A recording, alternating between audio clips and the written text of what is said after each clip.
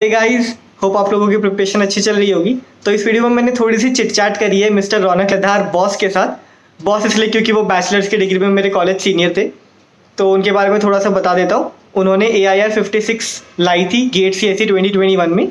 अभी वो currently IIT Delhi से एमटेक परस्यू कर रहे हैं। ओके, तो हियर इट गोज। कैसी चल रही है आपकी एमटेक?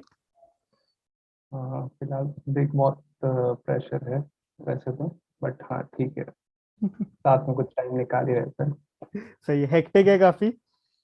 हाँ, हॉबी तो है। कुछ जनरल क्वेश्चंस ले लेते हैं, जैसे कि आपने हम्म अपना प्रिपरेशन कब स्टार्ट किया था एंड कैसा रहा था ओवरऑल प्रिपरेशन जर्नी? मेरा एक्चुअली ऐसा देखा जाए तो 2 साल का प्रिपरेशन जर्नी है। क्यों, मैंने एक साल अपने जॉब के साथ में प्रिपेयर किया था। तो अराउंड 2019 में मैंने शुरू किया था, अराउंड जुलाई अगस्त। Okay. Then I given attempt of 2020। उसमें इतना अच्छा रिजल्ट नहीं रहा था, क्योंकि जॉब के साथ साथ में चलता था मेरा। तो जितना टाइम हाँ। निकाल पाता था उतना टाइम करता था।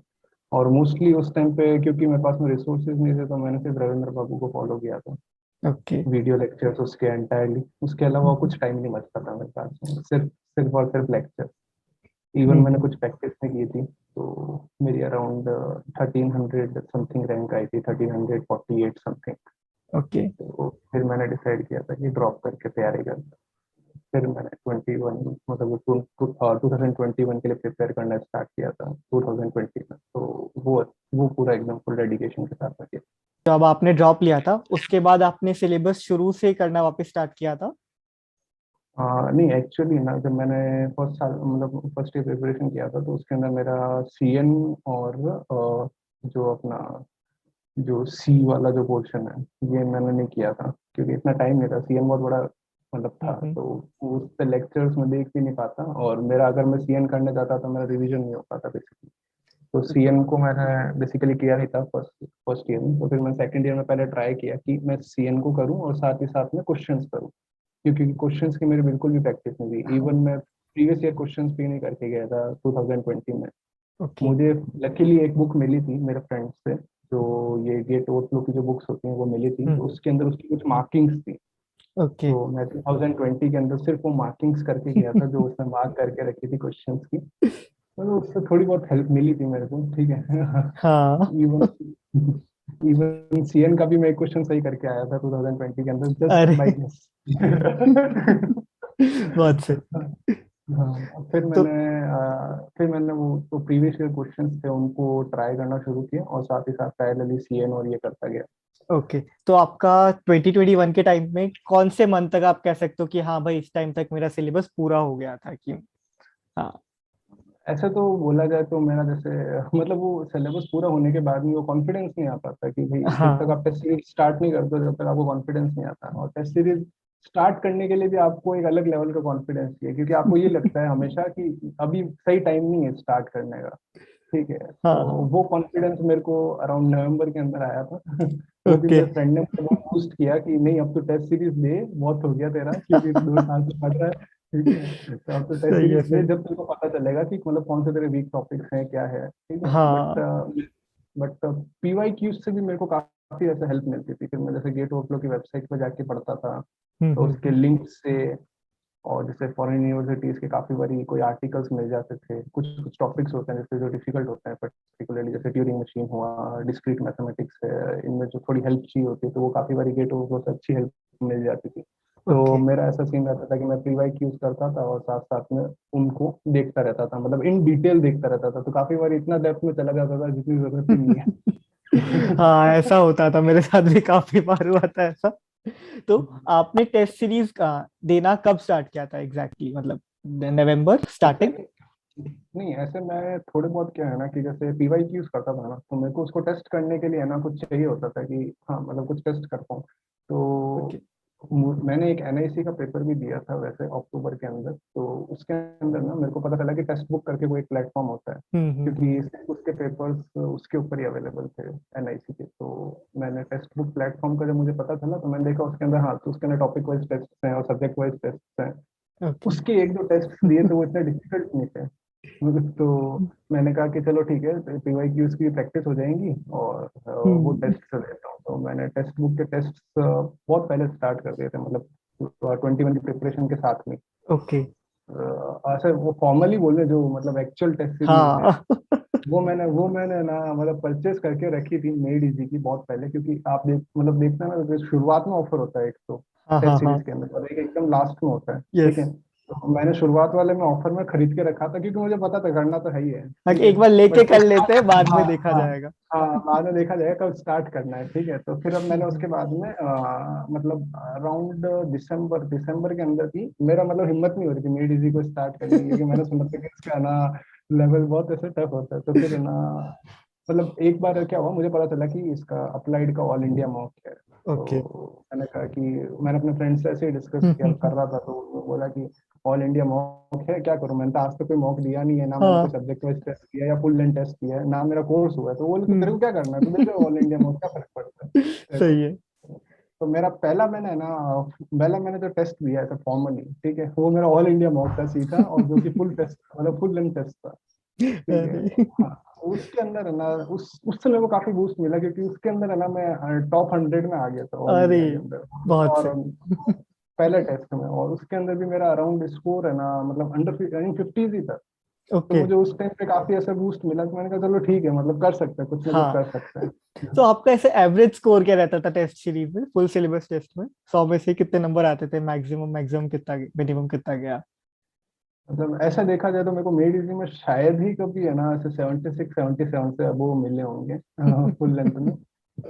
सब्जेक्ट वाइज में भी काफी बारी अच्छे होते थे, काफी बारी गंदे होते थे, बट ऑल ओवर मतलब ऑन एन एवरेज मेरा मतलब 75 to 80% रहता था स्कोर। तो अरे 80% से अब वो नहीं जाता था ये तो काफी फिर भी अच्छा स्कोर रहता था। हम लोगों के तो, मेरा इससे रिलेटिवली कम ही रहता था थोड़ा। हाँ हाँ, नहीं मतलब वो बेसिकली ऐसा होता है ना कि जब अपन स्टार्ट करते हैं ना, तो वो पैटर्न से हम फेमिलियर नहीं होते कि हाँ किस तरीके से अटेंड करना है, हाँ। स्ट्रेटेजी फॉर्म करने में भी है ना 4 5 टेस्ट निकल जाते हैं। तो उस टाइम अराउंड 60 रहता था, 60 65। फिर जब देखते हैं ना 4 5 टेस्ट के बाद में, ठीक है, जब आप कुछ ना कुछ आप बेसिकली अपने अंदर चेंजेस लेके आते हो, अपने टेस्ट स्ट्रेटेजी फॉर्म कर लेते हो, तो फिर थोड़ी हेल्प मिलती है। हाँ, सही है सही है सही है। तो अगर जैसे कभी आपके मार्क्स कम आते थे किसी टेस्ट में, तो आप कैसे मतलब खुद को मोटिवेट वापस कैसे करते थे यार, कि इतनी मेहनत करने पे भी मार्क्स तो नहीं आए थोड़े? अच्छे। मोटिवेट का तो ऐसा था ना सीन कि मतलब हाँ मतलब फ्रेंड्स से मैं डिस्कस करता था, ठीक है। ओके। मतलब मेरे काफी फ्रेंड्स जो हैं वो जैसे मतलब एक फ्रेंड मेरा आईआईटी कानपुर में था, एक फ्रेंड बॉम्बे में था। तो उनसे मैं थोड़ा डिस्कस किया करता था कि मतलब ऐसे बहुत प्रेशर फील हो रहा है, क्योंकि जॉब भी नहीं है, कुछ भी हाँ। नहीं है, सब कुछ हो चुका था, ठीक है। तो वो बोला कि ना हाँ देख कंपटीशन तो है ही है, सब कुछ है, कंपटीशन है, कंपटीशन अपनी जगह है, बट अगर तूने प्रिपरेशन की है, ठीक है, तो तू कर लेगा। तो वो उस चीज का टेंशन मत कर, ना ही टेस्ट सीरीज के मार्क्स पे फोकस कर। तू हम्म। सिर्फ है ना टेस्ट सीरीज को मतलब उस नजरिए से दे कि तेरे को पता चले कि नए क्वेश्चंस क्या है बेसिकली, कि मतलब एग्जामिनर इस टॉपिक से और किस तरीके से क्वेश्चंस पूछ सकता है। हाँ, ये तो बहुत इवन मेरे जरूरी एक है। फ्रेंड ने तो हाँ, इवन एक फ्रेंड ने तो मुझे ये भी सजेस्ट किया कि भाई जब तू खूब सारे टेस्ट देने लग जाएगा तो तेरे को लगेगा रिपीटेटिव क्वेश्चंस आ रहे हैं, हाँ ठीक है। तो उनको अटेम्प्ट भी मत कर, अगर तेरे को लग रहा है कि ये बहुत सिंपल है और तू कर लेगा, तो उनको अटेम्प्ट करने की भी जरूरत नहीं है, ठीक है। तो वो टारगेट मेरा कभी ऐसा ही नहीं था कि नहीं मुझे रैंक लानी है, या फिर मुझे ऐसा कुछ करना है कि हाँ नहीं मेरी ऑल इंडिया रैंक आनी चाहिए, ऐसा कुछ होना चाहिए। वो टारगेट नहीं रहता था, मैं जस्ट फॉर क्वेश्चंस और कुछ नई चीज सीखने के लिए उसको दिया करता था। ये बहुत सही तरीका है। मतलब बहुत लोग तो ऐसे होते हैं कि भाई यही स्कोर जो है इतना ही आएगा मेरा, मेरे एग्जाम में। ऐसा नहीं होता है। तुमको टेस्ट हाँ सीरीज ऐसा बस नहीं खुद होता के है। लिए। हाँ। हाँ खुद के लिए, वो हमारी खुद की प्रिपरेशन के लिए, हम कभी भी वो जज नहीं कर सकते टेस्ट सीरीज के मार्क्स से अपने रियल मार्क्स को, ठीक है। बट हाँ सही ऑन एन एवरेज अगर आपके 60 70 आ रहे हैं तो आपकी प्रिपरेशन अच्छी चल रही है, है। और आप मतलब इन ट्रैक हो बेसिकली। सही है सही है। बिल्कुल। तो ऐसा था ना कि लास्ट का 1 2 महीना 3 महीना जो रहता है, उसमें बहुत ज्यादा प्रेशर आ जाता है अपने ऊपर कि यार अब तो हाँ आ ही गया। तो उसको हाँ कैसे, कोई तरीका यूज किया था टैकल करने का, जैसे किसी से बात कर ली, या हाँ, रिवीजन ही तो उसका रिवीजन कर ऐसा रहे हैं? उसका ऐसा सीन था ना मेरा कि मैंने लास्ट के 2 मंथ्स में मैंने क्या किया था कि मुझसे ऐसे थोड़ा घर पे ऐसा थोड़ा चिल मॉल में कोई पढ़ाई नहीं होती थी, तो फिर मैंने लाइब्रेरी ज्वाइन कर ली थी लास्ट के 2 मंथ्स में।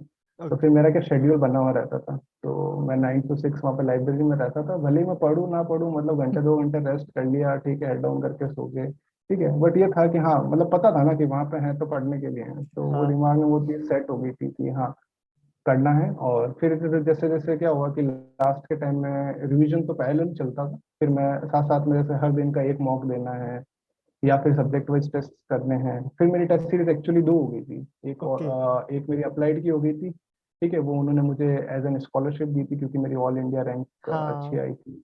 तो फिर मेरा वो टारगेट ये नहीं था कि भाई उसको कंप्लीट करूं, बट हाँ जस्ट मैं उसके ऑल इंडिया मॉक्स करने का ट्राई करता था, ओके। ताकि मेरे को थोड़ा आइडिया हो जाए। ठीक है, और उसके जो फुल लेंथ टेस्ट हैं वो मैं देने का ट्राई करता था, तो काफी मतलब उनका सही रहता था। मतलब कंपेयर टू, मतलब ऐसा होता ना कि कभी मेरे को लगता था ना कि मेड इजी का टेस्ट देखे क्या मुझे डाउन फील हो रहा है, तो मैं हाँ हाँ अप्लाइड का हाँ। टेस्ट देता था। ये बहुत सही तरीका। ठीक है, तो मतलब ऐसे काफी बारी मैं ऐसा ना एक दो ऐसे करता था। क्योंकि अप्लाइड का ऐसा था ना कि मतलब ऐसा नहीं कि उनका लेवल डाउन था, ठीक है, बट उनके थोड़े कॉन्सेप्चुअल क्वेश्चंस होते थे। ठीक है, और ओके। काफी बारी इसके है ना ऐसे मतलब डायरेक्टली ना से फॉरेन यूनिवर्सिटीज के डायरेक्टली क्वेश्चंस कॉपी होते थे मेड इजी के अंदर, तो वो इतना लेवल टफ हो जाता था ना, तो काफी बारी ऐसा हाँ। लगता था कि कुछ आता ही नहीं है। ठीक ये है, सही तो में वो चीज। मेरी भी थोड़ा हाँ ऊपर लेवल रखता है। लेकिन हाँ, वो अपना थोड़ा ऊपर 2001 लेवल। 2021 का पेपर जो था वो तो काफी हाई लेवल का लगा था, सेट हाँ वन और काफी सेट हाई टू में। लेवल का था वो एक्चुअली ना, देखा जाए ना तो 21 वाला पेपर ना तो आना आप कंपेयर कर सकते हो अप्लाइड से, ना आप कंपेयर कर सकते हो मेड इजी से, इवन कोई भी टेस्ट सीरीज से आप उसको हाँ। कंपेयर कर ही नहीं सकते। ठीक है, क्योंकि पैटर्न बिल्कुल अलग था, किसी को कोई आइडिया नहीं था कि एमएसक्यूज कितने आएंगे, एमसीक्यूज कितने हम्म। आएंगे, न्यूमेरिकल टाइप कितने आएंगे, सब कुछ एकदम नया था ना। तो वो एकदम अलग ही सिचुएशन थी जब आपने पेपर देखा और पेपर फेस किया, वो जो जिसने दिया है वही जानता है कि हाँ मतलब सही में। वो क्या सीन था। हाँ हाँ, तो अगर बट हाँ कह। ये है कि तो मतलब आप बोलिए। प्रेशर हैंडल कर लेते हो बेसिकली, आज तक टेस्ट देने के बाद में आप प्रेशर हैंडल कर लेते हो, फिर मन में ये होता है कि हाँ जो होगा वो देखा जो जाएगा। होगा देखा जाएगा। तो अगर ऐसे देखा जाए तो आपने मेन एग्जाम के पहले कितने फुल सिलेबस टेस्ट दे लिए थे? मतलब मैंने मेड इजी के लगभग सारे दिए थे, जो लास्ट के टेस्ट्स होते हैं उनमें से मैंने शायद दो दिए थे, और तो अराउंड मेरे कितने हो गए, 12+2 14 लगभग मैंने हाँ इसके दे हाँ। दिए थे। और मैंने टेक्स्ट बुक के भी दिए थे दो तीन टेस्ट ओके। फुल लेंथ, उनको मैं कंसिडर नहीं करता हाँ क्योंकि वो उसके तो। अंदर क्या है ना कि पीवाई क्यूज आते हैं उसके अंदर बेसिकली नंबर ओके। चेंज करके इस तरीके का। हम्म। और अप्लाइड के मैंने दिए थे, अप्लाइड के मैंने जितने भी उनके फुल लेंथ थे अराउंड 10 थे शायद, और हाँ ऑल हाँ। इंडिया मॉक भी होते थे उनके। तो मैंने ट्राई किया था कि वो उसको तो कह कंप्लीट रखूं सकते हैं मैं। लगभग 25 के अराउंड आपने दिए होंगे हाँ फुल हाँ सिलेबस टेस्ट। हाँ। हाँ सही है सही है।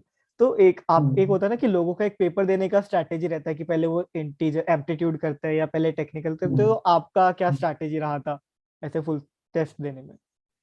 मतलब मेरा ऐसा था ना कि पहले मैं एप्टीट्यूड में थोड़ा क्या था ना वीक था, तो हम्म। एप्टीट्यूड की स्पेसिफिकली प्रैक्टिस मैंने ऐसा जैसा कुछ नहीं किया, बट हाँ टेक्स्ट बुक के जो रेगुलर आते थे वो मैं देता था 5-5 क्वेश्चन, तो उससे काफी थोड़ा अच्छा प्रैक्टिस हो गई थी।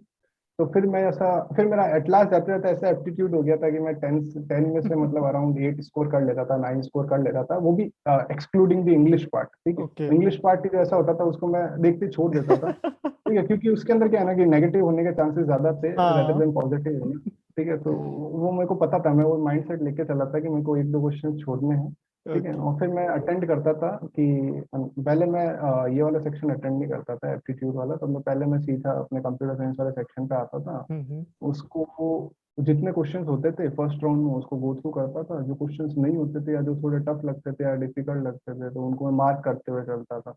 ओके। तो उनको मार्क कर लिया, एक राउंड हो गया, हम्म। उसके बाद में मैं एप्टीट्यूड वाले पे जाता था। ठीक है, तो ओके थोड़ा क्या ओके। है कि आपका स्विच हो जाता है। ठीक है, हाँ। माइंड सेट आप प्रॉब्लम का व्यू देखने का चेंज हो जाता है थोड़ा, तो फिर मैं एप्टीट्यूड पे जाता था, एप्टीट्यूड को वन राउंड में मैं कंप्लीट कर देता था, उसके बाद ओके। सेकंड राउंड के अंदर वापस से कंप्यूटर साइंस वाले सेक्शन को देखता था मैं। सही है सही है। तो अभी जैसे अब जो जैसे लास्ट के 4-5 महीने बचे, तो जो अभी वाले स्टूडेंट्स हैं उनके लिए कुछ टिप्स एंड ट्रिक्स जो उनको फायदे रखे। हाँ मतलब जैसे मैं अपने मतलब हाँ आप। एनालाइज करता हूँ मैं स्ट्रेटेजी को, तो मुझे ऐसा ही लगता है कि कमी रह गई वो, मतलब ऐसा रह गई कि मैंने टेस्ट बहुत लेट स्टार्ट किए। तो ओके। टेस्ट को मतलब जितना हो सके उतना जल्दी स्टार्ट करो, पहला तो हम्म यही है। दूसरा ये है कि पीवाई क्यूज पे बहुत ज्यादा फोकस करना चाहिए कि रेदर मतलब उसके सॉल्यूशन कैसा है बेसिकली, हमें हम्म। कॉन्सेप्ट पे फोकस करना चाहिए रेदर देन सॉल्विंग कि हाँ मैंने पीवाई क्यूज को 2 बार सॉल्व कर लिया, 5 बार सॉल्व कर लिया। ठीक है, ओके। उस पर उसका कोई मतलब नहीं है जब जब तक कि आप कॉन्सेप्ट नहीं समझ रहे, क्योंकि सेम पीवाई हम्म। क्यू नहीं आएगा। ठीक है, हाँ। उससे रिलेटेड आ सकता है, उसका कॉन्सेप्ट आ सकता है। ठीक है, तो यस। मैं उस चीज पे फोकस करता था कि आप कॉन्सेप्ट पे फोकस करो, और काफी बारी जो टॉपिक्स डिफिकल्ट लगते हैं, ठीक है, उनको थोड़ा हम्म। अवॉइड करते हुए चलो, बाद में टाइम बचे तब उनको देखो, जैसे कि ट्यूरिंग मशीन वाला है, अनडिसाइडेबिलिटी है, हम्म। डिस्क्रीट में भी कुछ कुछ टॉपिक्स होते हैं जो थोड़े टफ लगते हैं। ठीक है, हाँ और होते भी हैं वो एक्चुअली टफ, तो हाँ, जितना टाइम। जैसे टीओसी के एंड वाले टॉपिक्स हो गए, कोवा के जो हाँ, गोवा के टफ। हो गए, ठीक है। हाँ गोवा गोवा में मेरे को एक्चुअली बहुत हेल्प मिला, मतलब जो फुल लेंथ टेस्ट थे उनसे, क्योंकि ओके। मतलब आरबीआर भी मतलब हर चीज कवर नहीं कर सकता ना, हाँ सारी की सारी, ठीक है। तो मतलब हाँ, वो मतलब गोवा में मुझे एक्चुअली प्रैक्टिस से हेल्प मिला, तो ना मतलब ऐसे क्वेश्चंस बहुत की प्रैक्टिस। बच्चों का ये डाउट रहता है कि क्या आपने बुक्स को भी रेफर किया था, या सिर्फ जो मटेरियल मिलता है ना अपने को उससे उससे पूरा हो जाएगा? हाँ मतलब मैंने एज सच ऐसा कुछ बुक रेफर नहीं किया था, बट हाँ मैंने है ना थोड़ा बहुत डीएसए के लिए कॉलमन रेफर किया था, कुछ कुछ ओके। टॉपिक्स में। बट ऐसे एज सच मैंने कोई ऐसा बुक फॉलो नहीं किया था, क्योंकि इतना टाइम ही नहीं बचता था देखा जाए तो, हाँ। कि कोई भी एस्पिरेंट होता है जैसे अगर वो 5 महीने में करना चाहता है अगर कुछ, ठीक है, तो इतना टाइम नहीं होता कि आप स्टैंडर्ड टेक्स्ट बुक्स को फॉलो करो या यस। एनपीटीएल को फॉलो करो, ठीक है। जो थोड़ा लॉन्ग टर्म का टारगेट लेके चलते हैं उनके लिए बहुत अच्छी चीज है एक्चुअली एनपीटीएल करना या फिर टेक्स्ट बुक्स करना। हाँ हाँ, एक लास्ट क्वेश्चन कर लेते हैं, फिर रैली अप कर लेंगे अपन इसे। कि जो लास्ट हम्म। का एक महीना रहता था, क्या उसमें आपने कोई नया टॉपिक पढ़ा था, या आपका मेन फोकस लास्ट में जाके बस रिवीजन और टेस्ट सीरीज ही रह गया था? मतलब नया मतलब टॉपिक आपने छुआ ही नहीं था? मतलब नया टॉपिक इन द सेंस कि मतलब बड़ा टॉपिक तो कोई होता नहीं था, ठीक है। जो टेस्ट सीरीज में जैसे कोई क्वेश्चन आ गया वो नहीं बना, कोई नया टॉपिक का था, हाँ हाँ। ठीक है, तो वो देख लिया, ठीक है, वो देख लिया और समझ में आ जाता था, क्योंकि आप इतना कर चुके होते हो, ठीक है। लास्ट के 1 महीने से पहले अगर किसी ने हम्म। सीरियसली प्रिपेयर किया है और इतनी टेस्ट सीरीज दी है तो आपके लिए वो डिफिकल्ट नहीं है, ठीक है। आप ओके। घंटे भर में वो टॉपिक कंप्लीट करके आगे मूव ऑन कर सकते हो। और रिवीजन तो मोस्ट इंपॉर्टेंट है, ये रिवीजन तो मैं सजेस्ट करूंगा कि around 2 to 3 round of revision तो बहुत ही इंपॉर्टेंट है, ठीक यस। है। तो मैं तो यही फोकस करता था कि मैं रिवीजन पैरेलली अपना कंटिन्यू रखूं। ओके। तो थैंक यू आपका टाइम देने के लिए। अब आपको भी असाइनमेंट करने हैं, मुझको भी असाइनमेंट करने हैं। ओके।